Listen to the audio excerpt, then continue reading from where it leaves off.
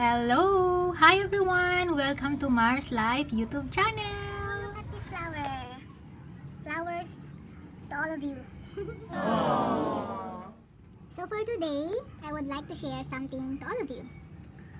So happy watching everyone. Have a nice day. So beautiful.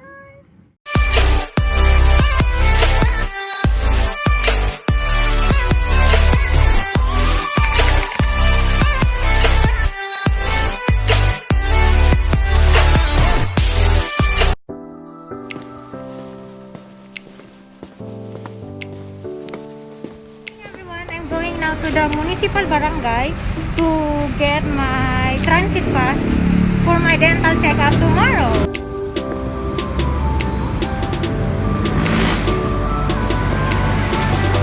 Hindi po ako nakakuha ng transit pass kasi first 100 lang daw po. So wala na, balik na lang daw ako next time.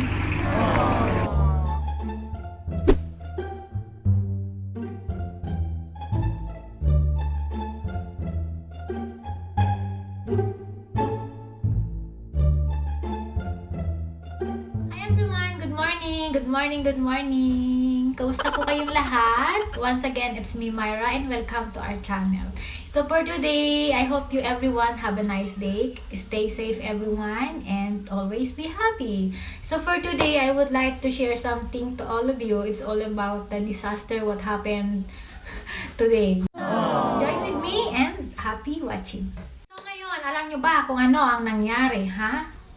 Alam mo yung planong-plano ka na gusto mo makalabas kasi nga nag-announce na GCQ na daw kami. Pwede na kami lumabas. So ngayon, excited ako kasi ang sabi ko, mapapaayos ko na yung ngipin ko. So kahapon, nagpagawa ako ng appointment which is dapat ang appointment ko ay ngayong Thursday. Pero hindi siya matutuloy. Bakit po? Kasi nga, akala ko, gumising ako ng maaga ng 4:40. Tama ba? 4:40, something like that. Gumising ako ng maaga kasi akala ko, kahit man lang makahabol ako sa maagang pagpila doon sa municipal sa barangay. Pero, maling akala pala ako. Bakit? Nung dumating ako doon, sarado pa nga yung kalahati, yung entrance sarado. Yung pala, kailangan kong dumaan doon sa kabila. Hindi na ako nakakuha ng video kasi nga, pagdating sa mga ganun, bawal yung mga pag-video-video doon sa pagdating sa barangay. Kasi may mga pulis doon, tsaka mga frontliners na soldiers. So ngayon, hindi na ako nakapag-film. At ang nangyari ay, pagpunta ko doon, may taong nag-a-assist. Sabi ko, Sir, good morning. Nandito po ako para kumuha po ng transit pass or travel pass. Saan po ba ako pipila? Ay, ma'am, sorry. Tapos na, closing na po. Ano? Bakit closing? Tapos na daw kasi nag-cut off daw sila ng 5 a.m. in the morning. Oh my goodness, 5 a.m. ang aga-aga ng cut-off nila at 100 lang yung allowed nila.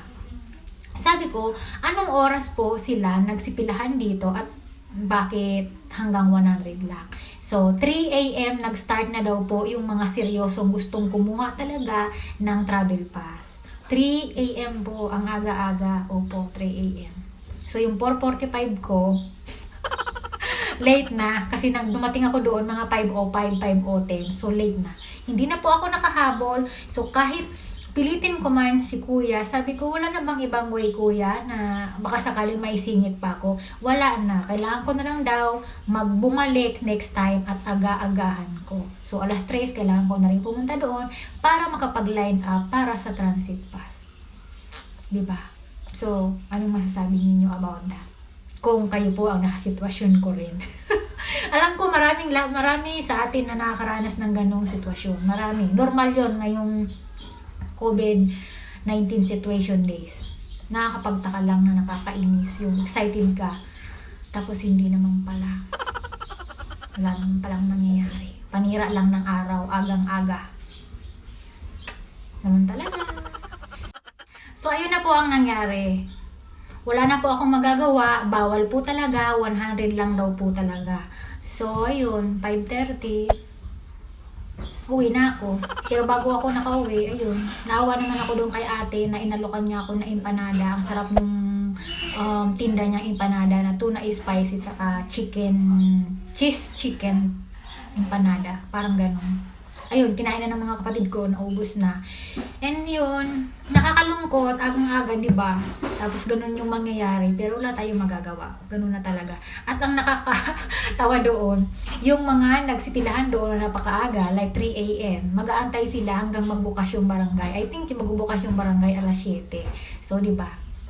Kailangan talaga ng super tiyaga at patience yun. Ganun yung mangyayari. So, ayun, na nangyari, umuwi na lang ako at move on. Tinext ko na yung dental doctor ko na sabi ko hindi ako makakarating bukas kasi nga wala akong transit pass. So, mayroon akong pass sa bahay nakapangalan kay mama. So, ang mangyayari kapag pumunta, kahit meron man akong transit pass, kapag pumunta ako doon sa FCIE, kailangan kasama ko si mama kasi siya yung nakapangalan doon sa ECQ pass. Ay, sa GCQ pass, siya yung nakapangalan. Kaya yun, dalawa kami. Para sa checkpoint kasi kahit 15 minutes lang away yun, part na kasi siya ng DASMA. So, kailangan ko pa rin talaga ng transit pass. So, ayun. Cancel, panibagong appointment na naman na pag-fill up. So, baka next week na lang. 2 buwan na, 2 months mahigit na hindi na-adjust yung brace ko. Which is talagang kailangan na talagang i-adjust. Kailangan na rin linisan. Kaya excited ako. Pero, gano'n na nangyari. Wala tayong magagawa. Diba?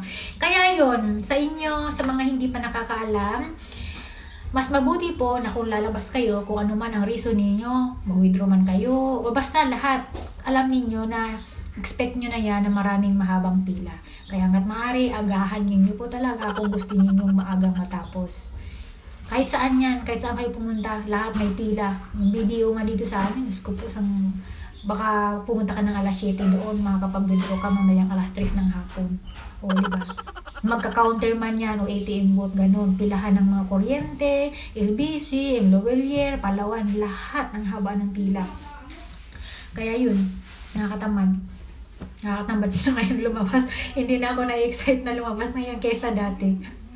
Tuwa-tuwa ako kanina. Sabi ko, finally, nakalabas. Nalanghap ko yung hangin.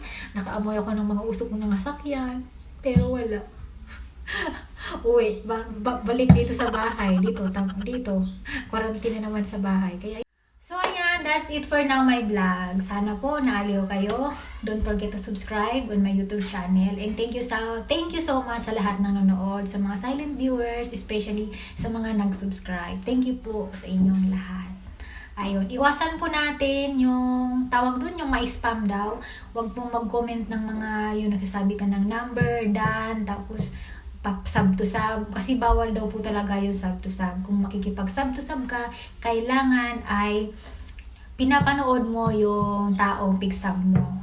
Kahit 3 to 4 minutes. O hanggat maaari, dapat nga tapusin mo. Kasi bawal daw po yun. Payo lang yan sa akin ng mga ibang matatagal ng vlogger at mga nabasa ko yun. Kaya yun, sinishare ko lang sa mga bagong, katulad natin ng mga bagong vlogger. Yun, kailangan maging maingat, hindi obvious na kipag-sub to sub ka. Kailangan panoorin yung vlog ninyo sa isa't isa. Magpanooran kayo 4 to 5 minutes. Yun. Tapos, iwasan yata yung mga emoji. Tapos, yung sabihin na, ay, pang ako kunwari, pang 19. Ayun. Tapos, pasab-sab naman. Bawal po yun, ha? Iwasan natin para safe yung YouTube mo, safe yung YouTube ko. Tayong lahat ay happy. So, ayan, hanggang dito na lang po yung vlog ko. Don't forget to click the bell notification para ma-update po kayo sa mga upcoming vlog ko soon. So, once again, bye-bye! Ingat po kayo palagi! God